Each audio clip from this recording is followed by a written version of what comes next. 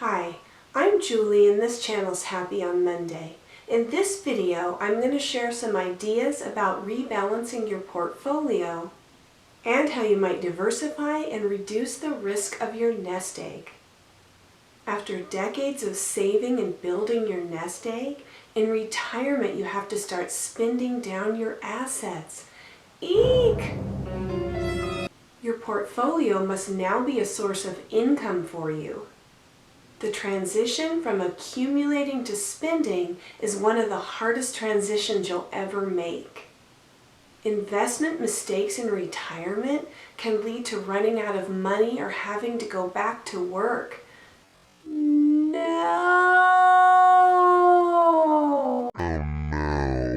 Continuing to rebalance your investment portfolio in retirement is crucial.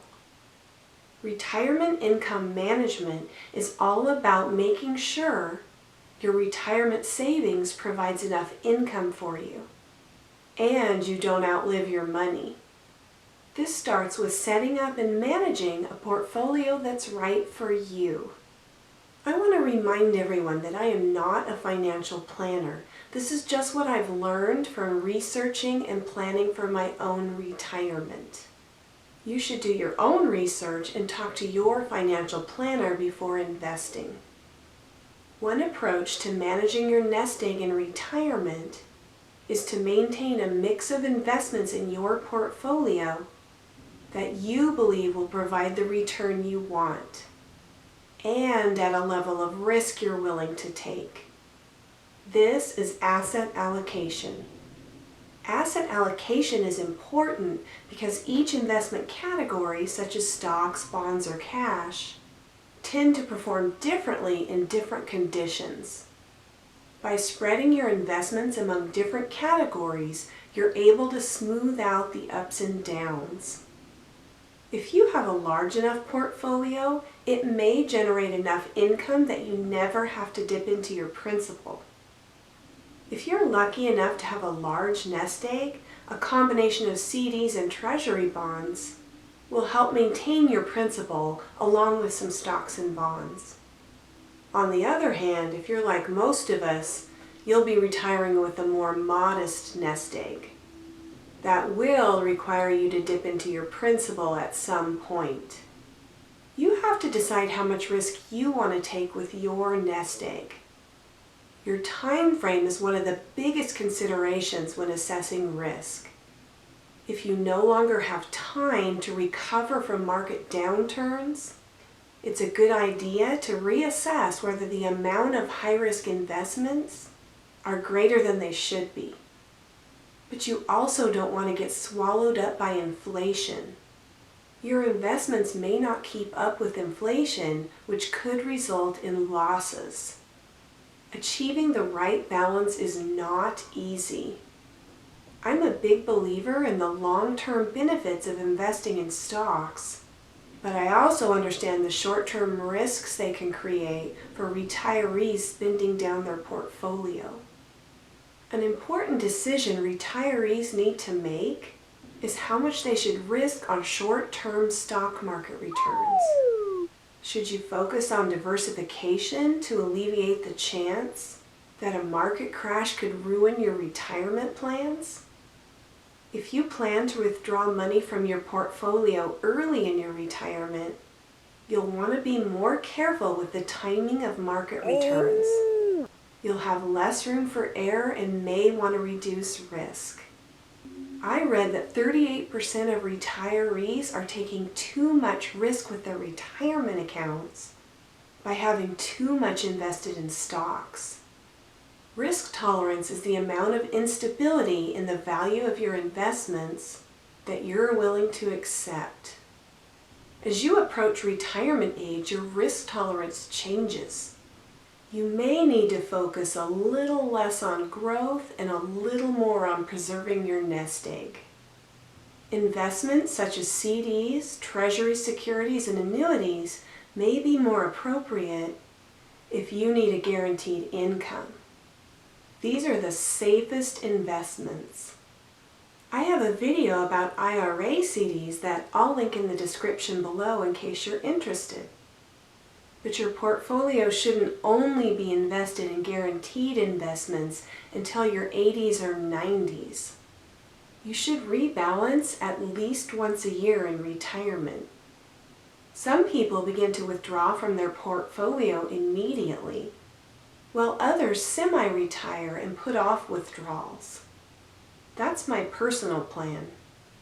If you don't need to withdraw from your portfolio immediately, your strategy can be different.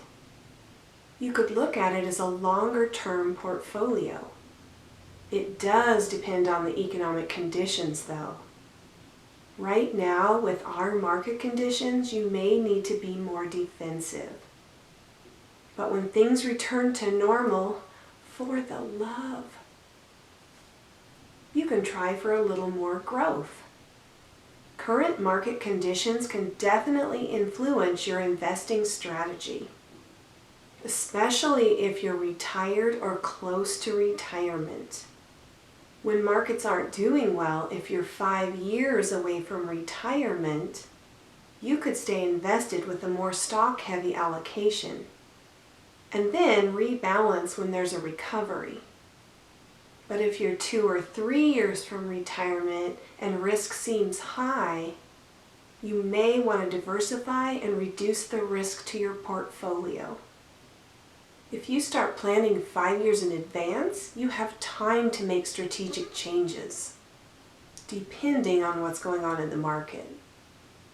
It's most important to understand your personal risk tolerance. Then figure out the mix that works best for you.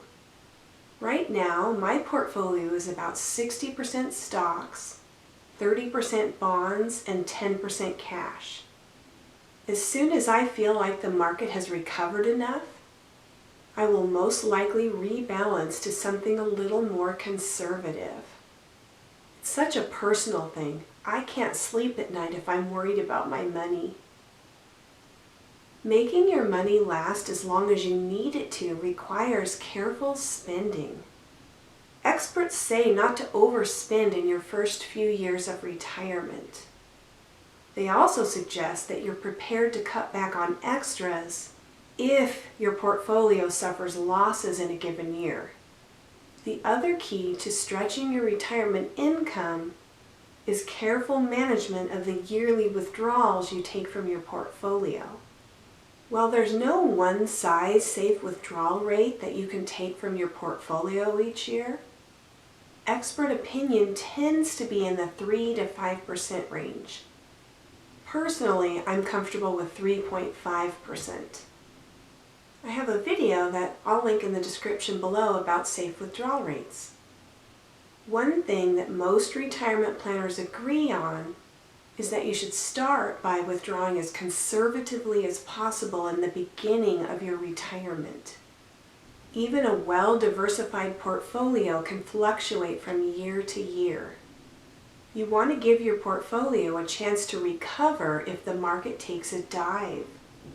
This is why I use the bucket strategy, and I have a video that I'll link in the description below about the bucket strategy. While there's no magic formula that's right for every situation, there are several things to keep in mind while thinking about your retirement nest egg. A portfolio rebalance can increase the chances that you'll be able to meet your long-term retirement needs. Figure out a strategy that works for you. Then use rebalancing as a tool to make sure your portfolio stays on track. You can keep the risk level of your portfolio consistent and hopefully increase your returns. I hope this helps you start thinking about how you might manage and rebalance your own portfolio in retirement. Thanks for joining me. If you found this helpful, please like, and if you're interested in retiring early, consider subscribing to my channel. I'm going to leave you with a quote. Sometimes you have to take a step back and realize how fortunate you are. Hope to see you again soon.